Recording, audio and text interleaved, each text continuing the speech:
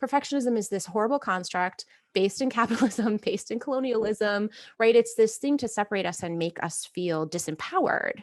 And so once we overcome that, and then we realize like sort of the only way to a joyful life is through imperfection, then I think we can share that. I think we can genuinely share that.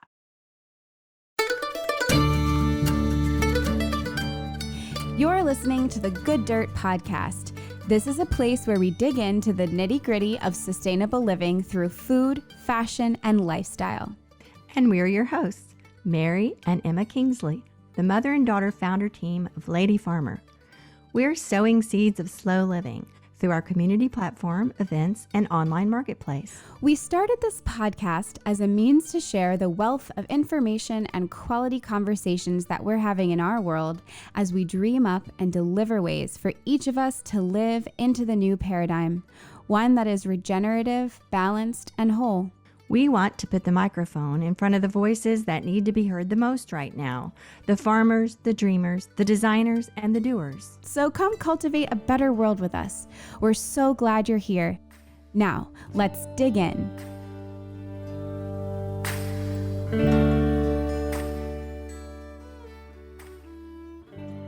Emma, you want to talk about some of the things we've been doing in the Almanac? And how we're about to wrap up the season and open up for another round of enrollment? Yeah, so ever since the spring equinox, we've been playing with the theme of cultivate. And we've done so much with it as a community. It's been really fun. In the beginning of spring, we had an Almanac community gathering where we talked about seeds we'd like to plant for the season and things we'd like to cultivate over the next few months.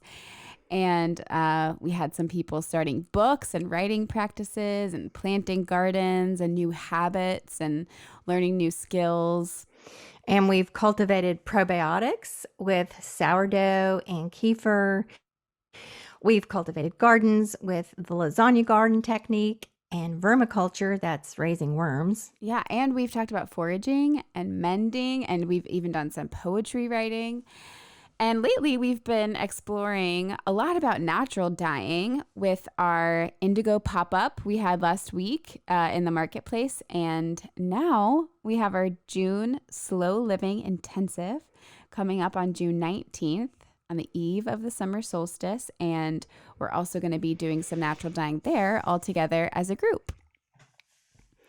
Yes, we're calling the intensive Celebrate the Sun. It's an afternoon of natural dyes, mindful movement, and meditation. And we're going to explore our connection with the seasons through a simple bundle dyeing activity, an overview of natural dyeing, and some mindful movement. Yeah, so we're really excited about this June Slow Living Intensive. You can register now. Registration is open for the event. And if you think you might be interested in attending, we encourage you to go ahead and register so you can get one of the free organic cotton bandanas that's been pre-treated and ready to be dyed during the class. We'll send it to you with your sign up as long as we have them in stock, which we have a limited amount. So if you're thinking about doing it, you definitely want a pre-treated bandana. Definitely sign up by June 9th. June 9th is already next week. How is that? That's so crazy. I know. And we should mention that the Almanac enrollment is opening up next week as well. That's when you'll be able to sign on for all of the great content, the benefits, and of course, the wonderful slow living community that we've got growing over there. Yes, we can't wait for you to join us. So all of this brings us around to today's episode with Katrina Rodabaugh. It's such a special one. Katrina is an artist, a writer, and a teacher who works at the intersection of fiber arts, slow fashion, and sustainability. She writes books, designs, and makes goods for her online shop, and she teaches mending and slow fashion both on and offline. We had the delightful privilege of meeting Katrina a few summers ago at a slow fashion conference in Maine, which was awesome. And we took a really fun mending class with her. I can remember sitting with this group of kindred spirits. It was so lovely, learning beautiful stitches that would transform our most beloved but worn garments. We were chatting and laughing and enjoying each other's company immensely. And all of this was just a few steps from the beach much. It was slow living at its finest. Definitely. Katrina is so wonderful just to be around. And I just enjoyed this conversation so much. So without further ado, let's turn it over to Katrina.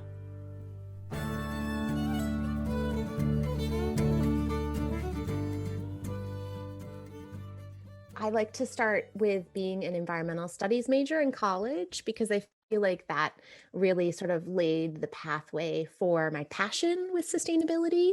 This is 20 years ago.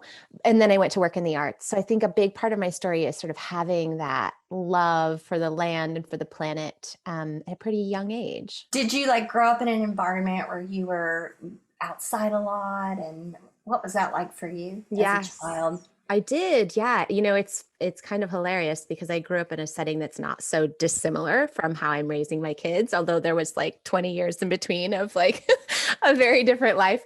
But yeah, I grew up on 2 acres in a small town in Western New York, and we had a garden and we had chickens and we lived a very rural life. And then I went to college and then I moved to San Francisco and I lived there for 3 years. And then I moved to Brooklyn, New York for 3 years. And then I moved back to Oakland, California for 10 years. So then there was 16 years of living in very small apartments in very large cities and working in the arts. And I got married and had 2 babies and was living in a 1-bedroom apartment in Oakland. And I feel like I sort of waved my white flag of surrender. I was like, I can't anymore. And we couldn't afford to buy in the Bay Area. We couldn't afford to buy anywhere in the Bay Area. So we came back to New York. My in-laws are just an hour and a half north of us. And my mom and brother and sister are 4 hours west of us. So we bought this old farmhouse in a very rural place on an acre of land and decided to try to make it work. So that's where we've been now for almost 6 years. Oh, that sounds so dreamy. You've really lived the life that I feel like a lot of people really kind of dream about. Yes. It's funny. I dreamt about it for 16 years as well. I just really wanted more space for gardening. That was one of the hardest things for me in living in these tiny apartments. Even when we had shared yards, we had this tiny yard. I don't even know how, maybe it was like 400 square feet for 3 of us to share, right? So I had like one garden bed, and we always did a really good job with urban gardening. My husband got really interested in like biointensive gardening and like how could we get more out of just like 1 or 2 beds. Um, but I just missed that sense of space and that sense of connection to the land, which of course you can get in parks and things like that. But I wanted more room where I could experiment with growing plants that didn't have to like have a great yield, where I could have dye plants or I could grow herbs or things that I was just starting to work with. I feel like the relationship with plants, it really is a relationship, right? Like you're building this really, you're getting to know them, you're getting to understand what they need. You sort of have this like non-spoken way of communicating. And I've always felt a lot of pressure to like make it work in these tiny spaces. So we do, I definitely feel incredibly privileged to own a home finally and to have this acre of land. Although as first-time home owners, we could have started with an easier project. We live in an 1820s farmhouse that needed a lot of repair when we moved in. And we've been doing it all ourselves with 2 children in tow. And I feel like I'm just making peace with parts of it. Like our house still has a dirt floor in the basement and like there's cracks in the subfloor. Certain windows don't open because they're just like decorative on the front of the house. And things that like you don't think about, like chasing all the groundhogs out of your garden. But yeah, there's parts of it that are also really dreamy for sure. That's really similar to our story, but mine came much later in life. Yeah. But it was what you described is the exact same thing. We lived in apartments, suburbs here in Washington, D.C. Wonderful, lots of walking, go to the parks, go down to the river, all of that. But I just wanted a little bit of space, as you say, to experiment. And so now we have that at our farm with our 1820s farmhouse, which has been a constant reconstruction for a couple of years now. But I call it my playground, just to get out there. And sometimes it's a huge mess, with like, so experiments aren't going so well. Sometimes I'm really happy with, wow, I like that spot. And, this little patch went well, but it's really fun. I kind of treat it like a big painting, because I was telling my husband the other day, in the spring, you have to get out there and you have to imagine what things are going to look like, how they're going to grow, and their colors and their size, Yes. Yes. and to place things. And he'll say, "Oh, let me help you plant today." And it's something I have to do myself because I kind of stand around a lot Mhm. staring at it. um, Yeah, I have a kind of a similar and dissimilar experience. My children really love being involved in the gardening. aha. And so I have a dear friend who's an incredible florist and also sort of like a garden designer, and not officially a landscape designer, but just has an incredible way with plants and designing. And we were talking about like at my house, I kind of just had to go with like a rainbow palette because like one of Yeah. the kids will really want this like red petunia or like, and the rest of that area is mostly white, or whatever. So I've had to just surrender. That's like yellow, purple, pink, red. Like it's the whole palette. Which That's is fun though. also it's I think like that's a joy I've really found in gardening too, because the kids do want to be so involved. And anytime I go to a garden center or I'm like plotting out which seeds I'll start, they really want to be involved. And so I decided to just surrender to that. I decided, Yeah. okay, we'll have a little bit of this growing next to a big tuft of this or whatever, just because it brings them a lot of joy and it's a way to really like engage them in, again, like that relationship with plants. So one day I'll have a very thoughtful palette, but for now, Oh, I know. And like inevitably, they'll pick the weird looking thing that you yes, absolutely would not have put there. But yes, yes, yes. that will be their plant, and Yeah, they yeah, will exactly. watch it. And oh, that's just so magical. And I will emphasize though, as you've said, and we've said on here many times, it's really all about kind of personality and personal tendencies. But we personally know people that have taken very small plots of land Mhm. and done, amazing things. So, a person's not limited by their plot size. We talk about that all the time. In fact, I'm going to an open house on Saturday. Our friends, Nikki and Dave Schouder, are opening up their townhouse, little teeny weeny townhouse lot where they grow hundreds of pounds of food every year. They do a lot of vertical gardening, and Yes, there's yes. just so much potential. I mean, it's just really the possibilities are endless. Whatever space you have. Yeah. It's true. That is true. And I think, another trick for us was like as renters, we didn't always feel like we could create the infrastructure that we wanted. But even in those spaces, I mean, when we lived in Brooklyn, we had a pumpkin growing in our kitchen Yeah. window. Like I still don't know how we pulled that off, but we did. And we had this stoop full of herbs and we had window boxes and things. And then in Oakland, we always had a little more space. Like I said, we'd have like maybe one or two garden beds. But you really learn what grows there, what you want to grow there. And then I did a lot more foraging then, Yes. right? Because I could like go to the parks and collect eye plants, and we were always hiking through the parks or taking the kids to the parks. And so that's also really a wonderful relationship because you get a sense of like the seasonality of color, right? Oh, And where you yes. can forage color. Yeah, and I'm a big believer that whether you're in an urban or a suburban or a rural environment, I mean, obviously there's blessings and burdens to both, right? But you can connect to the landscape, you can connect to the plants, you can connect to the sky and the moon and the stars, right? No matter how much land you have access to. And then again, in urban spaces, right?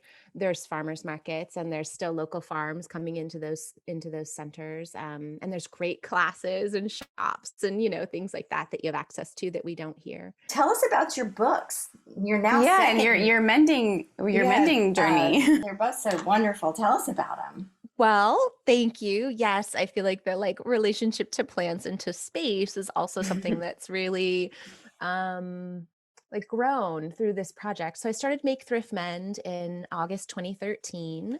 It was just 4 months after the Rana Plaza factory collapsed in Dhaka, Bangladesh. Um, and when the factory collapsed that April, it was really just like this huge wake up call for me. I had been an environmental studies major in college, and then I'd worked for these amazing arts organizations. And I felt like sustainability was like a personal choice, right? It was like thinking about the food I brought into the house, wearing secondhand clothes. When I was pregnant, thinking more about like the materials of the things I was bringing into our home.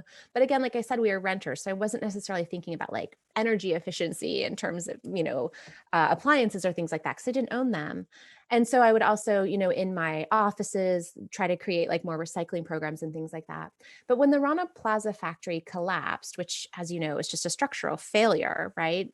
I think sometimes there's this misconception that, like I had someone say once that it was a fire, and like, no, it was the No. building collapsed Yeah. from lack of maintenance, and Cracked. it cracked, and and like over 1,100 people were killed and 2,500 were injured.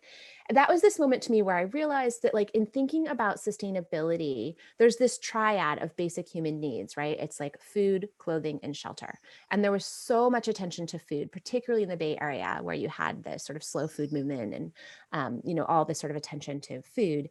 And then there's the shelter, which, depending on if you own or rent, is maybe both the structure you're living in or what you're bringing inside of that structure, which there was some attention around that.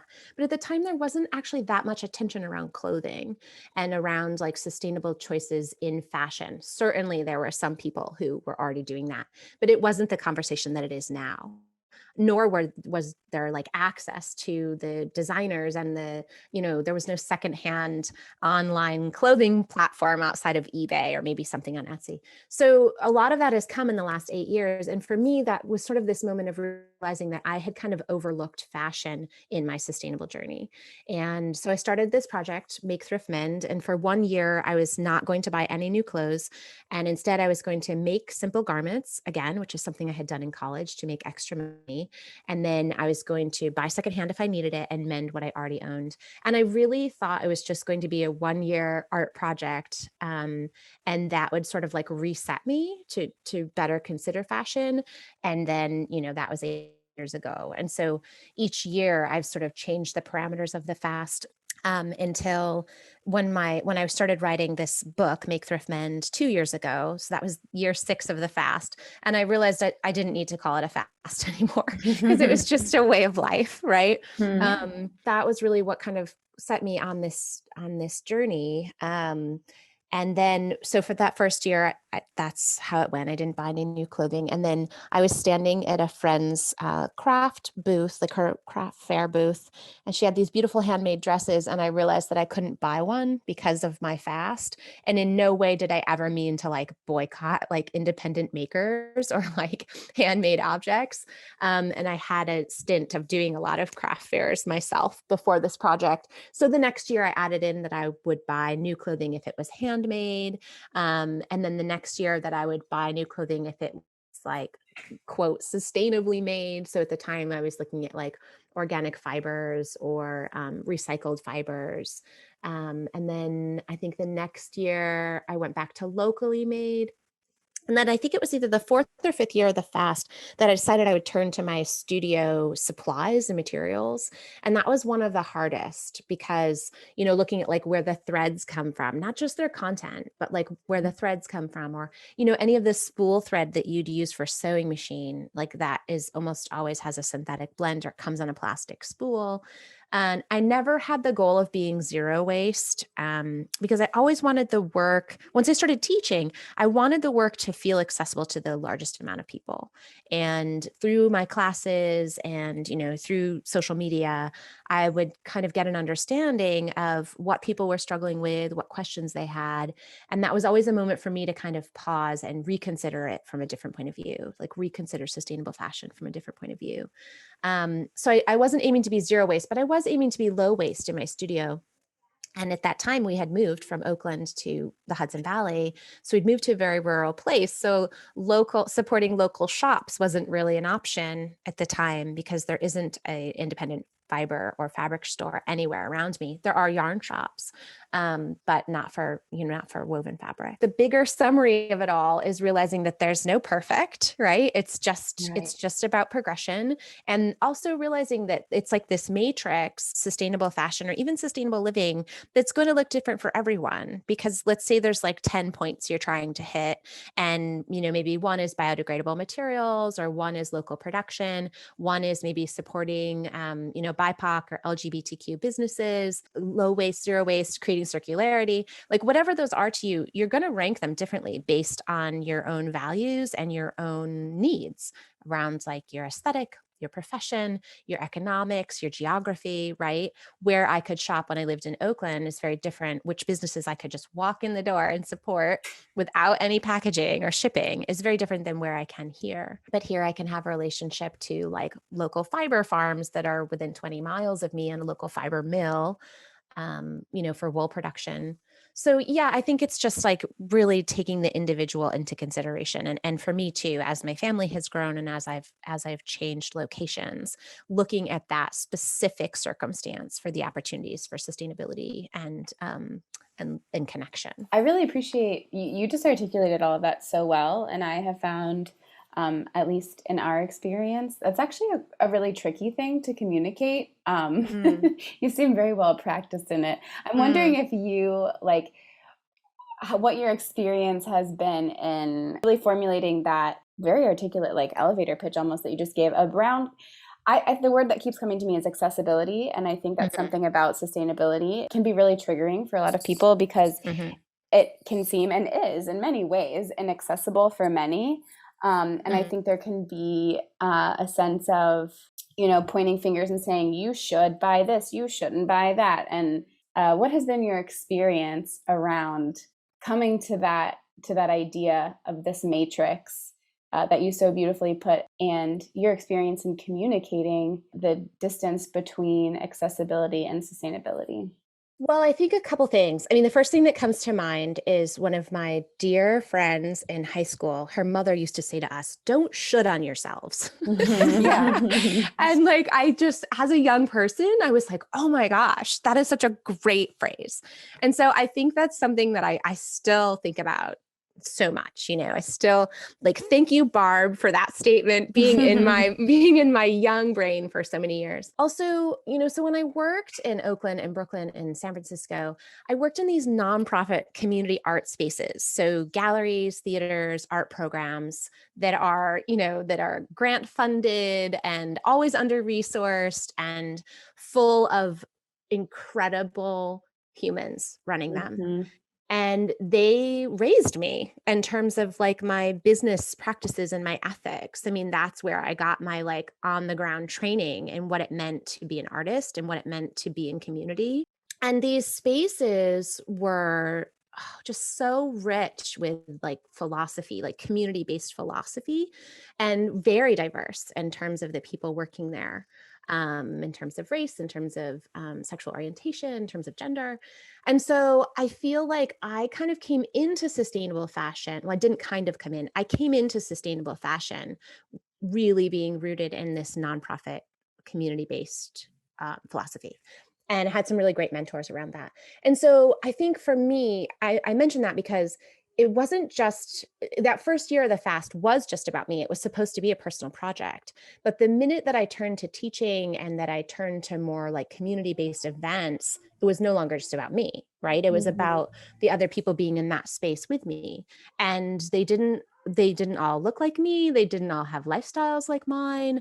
And also being an artist, yes, I have a lot of privilege in terms of, being educated and coming from a middle class background and things like that. But my husband and I are both artists, and there were some really hard financial years for us as artists, and we had to be very resourceful sometimes to make Mhm. to make ends meet. So I think that I think maybe I've had a perspective, and also living in rural spaces and living in urban spaces, living in tiny apartments, and now living in this big old farmhouse. I think those perspectives for me have allowed me to experience different things. It would be different if I had always lived in this big old farmhouse, right, in a rural Mhm. space, but I haven't. Mhm. And also through my students, I think like they have taught me so much, particularly in the first few years where I was teaching. So I was doing a lot of teaching. Anytime there was like a challenge for them, I kind of just tried to just think of it from their point of view.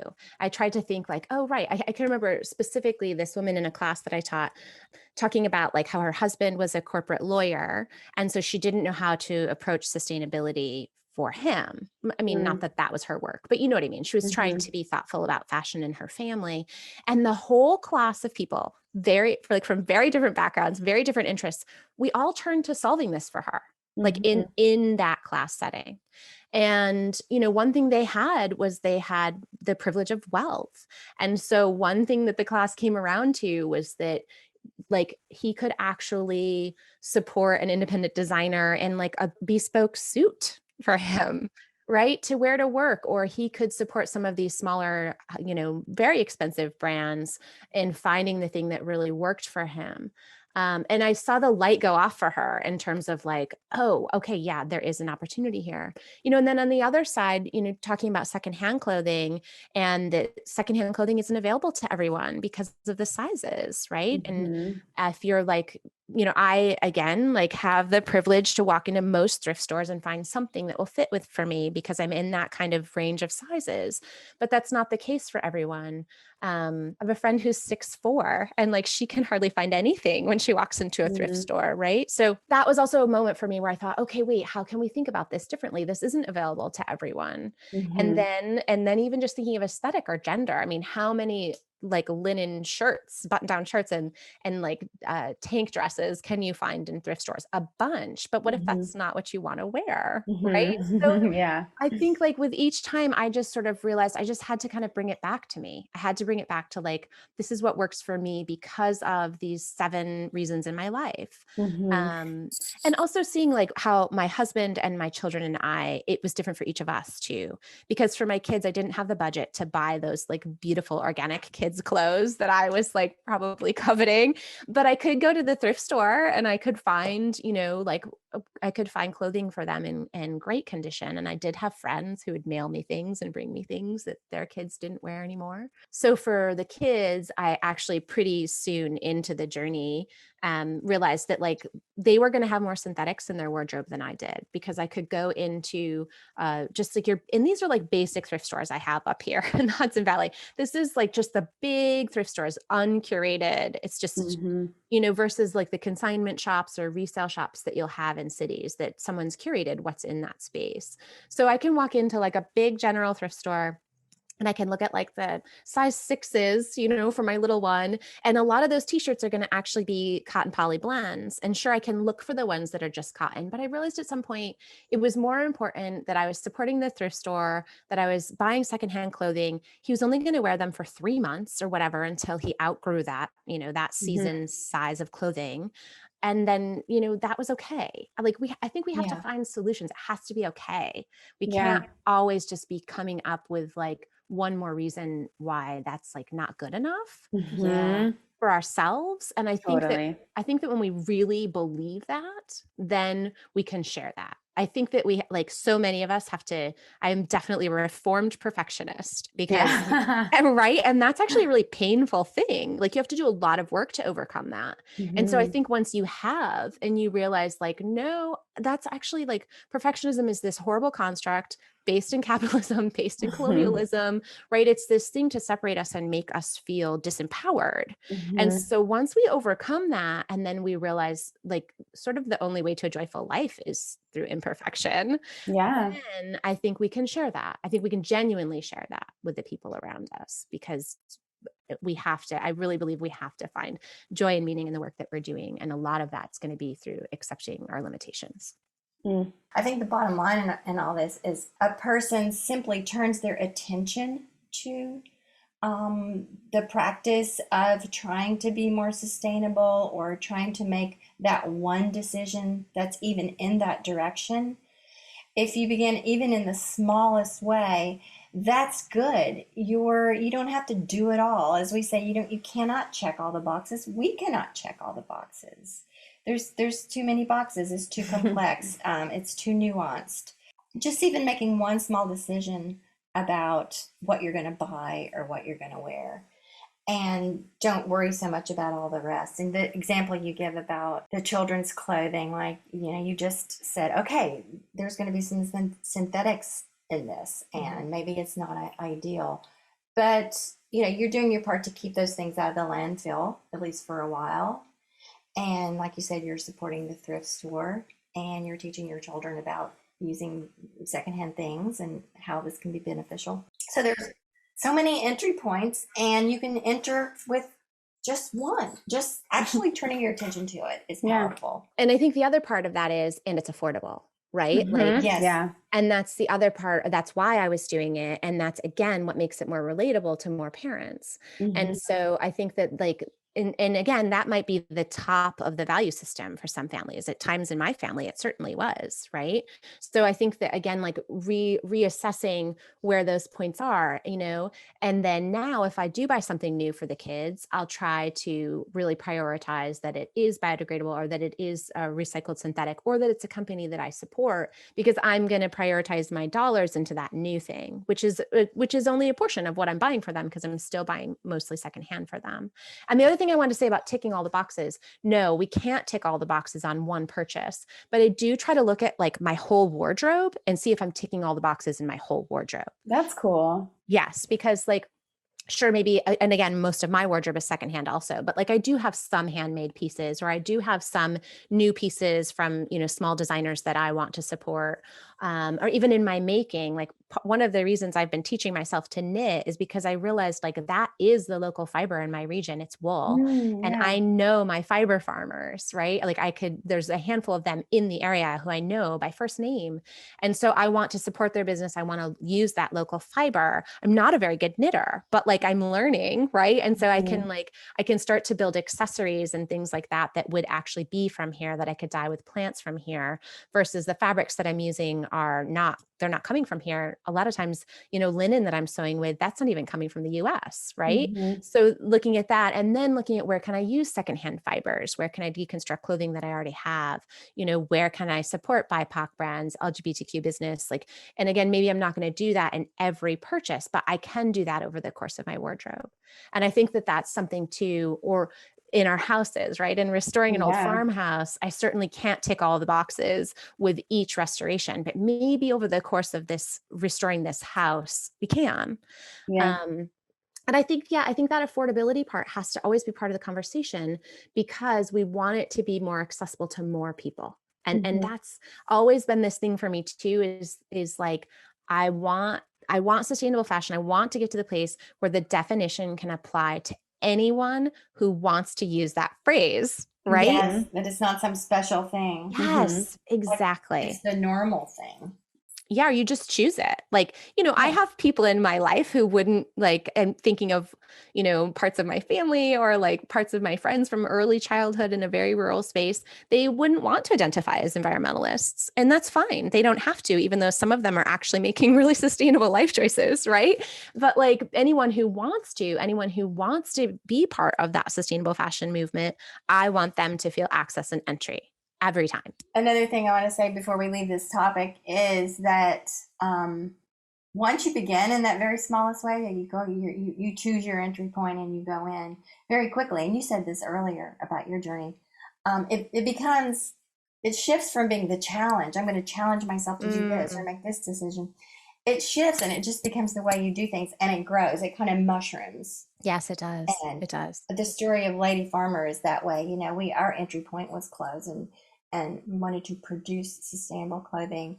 And we learned very quickly about not being able to check all the boxes. Boy, did we try. We had to choose our priorities. And then it just morphs into so much more than just clothes or just the fabrics, or you know, it becomes everything you use, all the products, all the, and to your point earlier about the food awareness piece was well underway for like a decade or so, you know, before you started. We recognize this too. And here, the clothing is the same thing. It's just such a parallel thing. And raising awareness around that, like, okay, guys, you've got it about the food, and people are getting there on maybe having to pay a little more for organic food or growing it yourself, or, you know, going to the farmer that you know down the road, your CSAs and all that. It applies so naturally to the clothing as well. Absolutely. The same principles, the same thinking. Yeah. Absolutely. And, you know, and again, I think about like where I learned some of the very first most formative things about local food was through my mom and one of her best friends and all the canning that they did coming out of their garden. Yeah. And they didn't call it slow food. They did it because their Mhm. moms did it. They did it because their grandmothers did it. They did it because we grew up in this rural agricultural place, right? And Mhm. I think about that with fashion too, and that like absolutely the slow food movement has paved the way for fashion in a lot of ways. Although I think in some ways it's different just because of like the scale of factory production, right, and overseas production, Yes. things like that. But I think that in terms of fiber, one of my most cherished possessions is my great grandmother's patchwork quilt that hangs on the back of one of the chairs in our living room. And it's actually one of the pictures in the beginning of Make Thrift Mend. And when I look at her quilts, and she quilted on the side, she wasn't a professional quilter. She raised children and she had a small farm. And then she was also doing other random jobs like wallpapering people's houses and cooking for different spaces and caretaking. But when I look at those, you know, and she's a pretty proficient quilter. It's the fibers for me. I just love looking at the fibers and the feed sacks and the like the cast offs and things like that. And then even seeing how her quilting progressed over her lifetime from the quilts that we still have. And again, she wouldn't have called herself, she wouldn't have used the language even I use. She wouldn't have called that redesign or recycling or upcycling, right? It was just the practical way that she sourced fiber to do what she loved to do, which was make these quilts in the after hours. And so, again, I think I just try to be mindful of that and looking at cultures all over the world and how they all had these unique ways to repair clothing and to build clothing, right? Based on the Yeah. fibers they had access to, the customs and cultures and aesthetic, religion, right? All the symbols, all of these things to that specific place. But it's actually something that we all shared because before fast fashion, the fiber itself had value, right? Like Mhm. just the woven fibers into fabric that had value that we wanted to preserve. And then you look at fast fashion, which arguably only happened in like the 90s or the early 2000s, and you see how much has changed in just like 20 or 30 years. It's mind blowing, isn't it? Yeah, yeah. Yeah, our departure from all these things you're describing has been so very recent, Yes, I just a know. generation or two. And what we're really doing, I mean, we think we're creating new trends and phases and movements and stuff, but really what we're doing is remembering. Yeah, I think Yeah. remembering is a beautiful word. Remembering, yes. And I like that better than like going back because there's some things I never want to go back to politically and socially ever, right? Oh, that is so true. Like we don't want to go back to, when the life cycle was 48 years or whatever. Yeah, Yeah, I lifespan. don't want to even go back to when I couldn't vote, which like thinking about this Yeah. house that I lived in, the women that I Yeah. live in, the women in this house couldn't vote when they built it. Like that blows my mind because where we vote is walking distance from our house.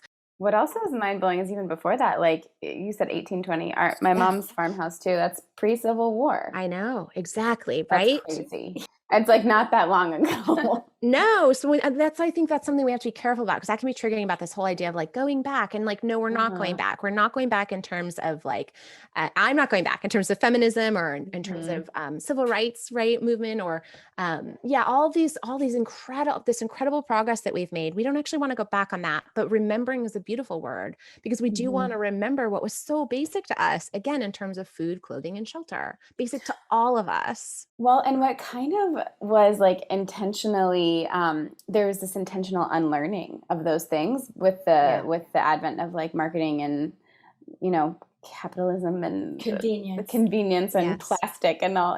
That's a whole other podcast rant we could all go on. And but it really was. It was like this knowledge was almost like taken from us in a way, or we were convinced that we didn't need it anymore. Programmed out. Yeah. Yeah, probably very strategically programmed out, Yeah. honestly, by like huge corporations we'll never get to speak with. But Yeah. yeah, no, I think that's right. And then, again, back to this conversation about access. I think too, then thinking about like who has access to what types of food or what types of Mhm. groceries or what types of markets, right? And thinking about that and realizing that maybe that part of that was actually systemic or is systemic. Totally. And so, again, like, how can we just look at wherever the person's circumstance is, whatever they have access to, making the best choices, or even just making and even the word best, right? Making the choices that are right for them Mhm. in what they have can access. Making the choices that are Mhm. right for me within what I can access. I think that that's all we can do, really, and that's a lot. I mean, like Yeah, it's you were saying, powerful. it's powerful. And again, just like making that one shift, right? Like making Mhm. the one shift, making the one choice, like one day. And then the next day you make one more choice, right? Mhm. And then it builds from there. There's also something so empowering and beautiful about I think of it as kind of creating your own luxury. That's how I've experienced it very personally. So Mm, just super specifically, um, we've recently had this little natural dye pop-up shop in our online store, and we bought some wholesale beautiful organic socks and bandanas and things, but also we had the thought, what if, we find stuff at the thrift store and she can dye them? You talked about it in your book. So that was fun. But what really struck me was you also found some really cute kid mm, stuff. And I thought about this when you were talking about the mhm. kid stuff, like really cute, like even nice brands, like a Petite Bateau or like, you know, Hannah like Anderson. Hannah Anderson or some like cute. And if you find them in a light color and then she's been dyeing them in indigo, if you have any ability, well, everyone can do natural dyes and like going, like taking something thrifted, making it, dipping it in an indigo vat if you have one, or however, bundle dyeing it, then the result of that is like, yes, it cost you time and like a little bit of knowledge to do whatever it is you did to it. But to me, that's like the ultimate luxury kids clothing item. Like I wouldn't be surprised if I found an indigo dipped Petit Bateau, kids tank top in a store for like $75 or Mhm. something. I wouldn't buy it, but but just like We didn't holding that, charge I was that. like, wow, this is so cool. Anyways, Yeah. that story just like I was just very struck. And I am always struck too when I like make my own loaf of sourdough bread. Like, wow, I would literally pay $12 for this at a Uh-huh. farmer's market, and it cost me, a joyous afternoon and like a tiny bit of flour, water, and salt. It's really, not only is it like you save money and you save the planet, whatever, I think it's you create luxury for yourself, and it's so satisfying and wonderful. I also think it's about elevating everyday objects or things that we might have considered cast off. And that's so much in the spirit of both your books, Katrina. Mm, You've certainly been a big presence in the kind of revival of mending or the renaissance of these making arts, so to speak. And I wonder if you could speak to the concept of mending as like a metaphor in our times, mhm. as a practice, and as maybe not a solution, but a healing modality or something. Can you speak to that? Yeah, absolutely. Um, I think two things, what you said about dyeing secondhand clothing, that's actually why I included the thrift and dye section in Mm-hmm. Make Thrift Mend, because there's so many beautiful natural dye books already, right? And as an author and as a sustainable maker, I try to think before I'm going to make a book or before I'm going to do a big project, like, does this already exist? Or like, I don't Mm-hmm. want to replicate something that already exists. And one of the things for me in terms of so there's three tutorial sections in Make Thrift Mend. There's the make section, which is making sustainably. So sewing with patterns that already exist. I didn't make the patterns. And thinking about patchwork, thinking about, turning a vintage tablecloth into a top, and then also adding sentiment, because if we add sentiment, we add value, and then we're less likely to cast that off. So like stitching Mm-hmm. sentiment into our clothing. But for the thrift and dye section, it's all based on secondhand garments and using plant dyes on secondhand garments, because in most of, if not all of, the natural dye books that I have, the projects were focused on new white fibers. So it was Yeah. like new white yarn or new white, linen or whatever. And that's great and that's wonderful, but that wasn't what I was dyeing, right? What I was dyeing is light colored garments, and that's a different process than dyeing a new white thing, right? Mm-hmm. And both are relevant. It's just, kind of like looking at it from a different perspective. And then, yes, of course, the men's section, I think for mending for me is absolutely a metaphor for healing. It's a metaphor for self-acceptance. It's a metaphor for embracing imperfection. It's also really technically accessible because you need a thread and a needle and a pair of scissors, and you don't need a sewing machine. You don't even need the space for a sewing machine, right? And when I started all the hand mending was when my oldest son was quite young and still napping. And so it was something that I could do that was absolutely silent while he napped. And then Mm. he would wake up at whatever time he would wake up, and I could be interrupted and put it down and not feel like I had sort of like lost my train of thought. Like for me, when I'm sewing garments based on a pattern with a sewing machine, I really, if I'm interrupted, it's really jarring, right? Because like maybe I was halfway done pinning that seam, or I just understood what the pattern directions were and I was about to do it. But if I'm interrupted when mending or when knitting or any kind of hand stitching, it's fine. I just tuck the needle in where I am, I put the thing down, and I go do what I need to do. And it's portable, it's silent, and there's like such a low barrier of entry in terms of the tools. So I feel like Mhm. mending, it's really there's so many metaphors around healing and around acceptance. It's also like fashion disruption, right? It's also like Yeah. disrupting the fast fashion cycle that tells us that's broken, go buy something new. Of Yeah. course, it would definitely be cheaper in terms of like if we actually thought of each hour we spend mending something as having a dollar value. Of course, it would be cheaper to just buy new because we're going to spend hours and hours mending something by hand. But I, again, like go back to the jeans. A pair of jeans that really fit well, I mean, that's a really valuable garment in my wardrobe, right? Like, regardless of how expensive it was to purchase it originally, a pair of well fitted jeans, I think most people, certainly like most women, will agree that's a Mhm. really valuable thing. So if I Yeah. have a pair of jeans that fit well, that I like, it's worth mending to me because then I don't have to go through the process of finding another pair of jeans that fit well, which isn't an easy task for many of us. And so I can invest in the time to repair the thing. It's disrupting fashion that wants me to just throw those away or throw them into some kind of, maybe take them to the thrift store if they're in good condition to be used. No, I get to keep them and mend them and wear Mhm. them. And then there's also this like hierarchy, this like stacking of functions, I think it's called, for like what's the function that that new resource starts with, and then what's the function that it ends with. So if you think about like yardage of fabric, right?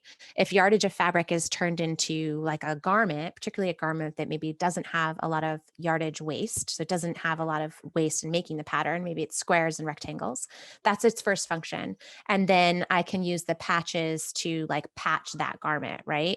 And I'm going to try to keep that as a garment because that's like its highest function in some ways. But then when it's Mhm. done being a garment, it can kind of come down a step, and it can be maybe it could be large patches for like a shawl or something, right? Right. And then when that's done, that can come down until it gets all the way down to just being patches for another project or being stuffing for like a pillow or a poof or something. And of course, I can't do that with every single textile that comes through my house for a family of four. But if we adopt that thinking, that's something woodworkers think about a lot, right? Based on the cut of the wood, what's like the most valuable product they can make. Maybe it's the beams to a house, right? Or like the framing Mhm. to a house versus like a wooden spoon, right? And Right. so if we can think of that also really helped to shift my thinking in terms of like just the value of the fiber, the value of the resource, not even adding in the human resource to like weave that fabric and cut that fabric, dye that fabric, ship that fabric. Um, so yeah, I think that there's so many metaphors in mending, and I think that's also like life's work, right? I think that Yeah. that mending is really life's work. Katrina, what does the good dirt mean to you, literally or Oh gosh. metaphorically? Oh goodness, that's really hard. The first thing that comes to mind is like the dirt that you can grow plants out of, right? Is like Mhm. the soil that has enough health in it to sustain plants and to sustain other life. But I guess I'd like to think of that as that like any dirt could be turned into good dirt Mhm, with like yeah. enough Yes. with enough knowledge and enough tending. Oh, Yeah. yes. And in closing, Katrina, what would you like to leave our audience with about yourself and the work that you do? I mean, I think, I often sort of close with the same thought, which is you touched on it earlier, just this sense of like just one step at a time, one day at a time. Like I built this Mhm. wardrobe over 8 years, and I had a background in sustainability, and I had a background in the arts. So I wouldn't expect myself or anyone to overnight have a sustainable wardrobe. That's actually not sustainable because the clothes you already own are the most sustainable, right? So I think Right. just that like one day at a time, one focus at a time, and to really build sustainability over like a decade in your house and in your wardrobe and even in your food and your choices, because then it's embodied, because then it's part of your ongoing practice as opposed to just being like one more consumer gesture, right? Like we want to get to the place where it's embodied in our choices, and to remember to like resist judgment and to like resist the purest thinking that there's one way to do it, because there's not. There's so many ways to approach sustainability and sustainable fashion. I'd like to think there's an infinite number of ways. For 100 people, there's 100 ways. And to, really hold on to that. Well said. Thank you so Yeah, much. that's so wonderful. Well, thank you so much for joining us today. This is such a pleasure. It makes me miss you in person. Maybe we'll cross paths again soon. Oh, I love that idea. It's so nice to speak with both of you. Thank you for having me. Okay. And where can people find you and your books, and where can they follow you if they want more? Yeah, well, you can always go to my website, which is recently redesigned, which is kind of feels amazing after like 10 years of having a website that only half functioned. Yes, we can relate. And certainly I'm also on Instagram. And then my new book, Make Thrift Mend, is officially available anywhere books are sold. And I often have signed copies in my shop too. Lovely. It's wonderful. Thank you so much for our copy. We've loved flipping through it, and it's really beautiful. And you're such a beautiful writer. So Yes, thank you. Thank you very much. I appreciate that.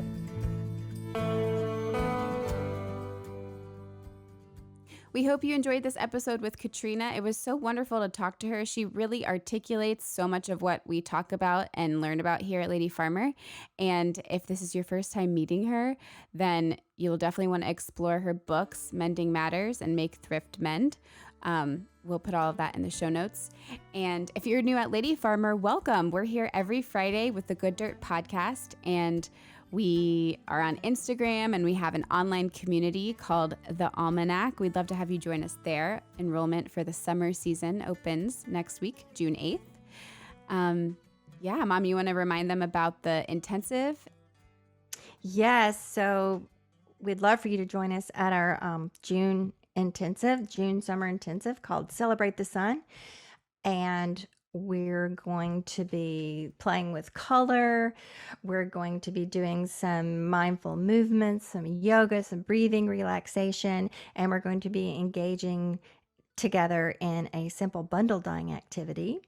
So we hope you'll come, and you can sign up now. Please go ahead and sign up if you're interested, because we have some organic cotton bandanas already pre-treated and ready for dyeing that you can use during class, and we will give them out with the sign-ups. We'll send it to you as long as they last. So go ahead and do that, and be sure and sign up by June 9th so that you have the best chance of receiving your bandana in time for the class.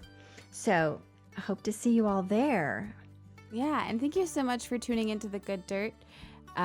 We hope that you've been enjoying the show, and we'll be back next week with another interview. Thank you so much.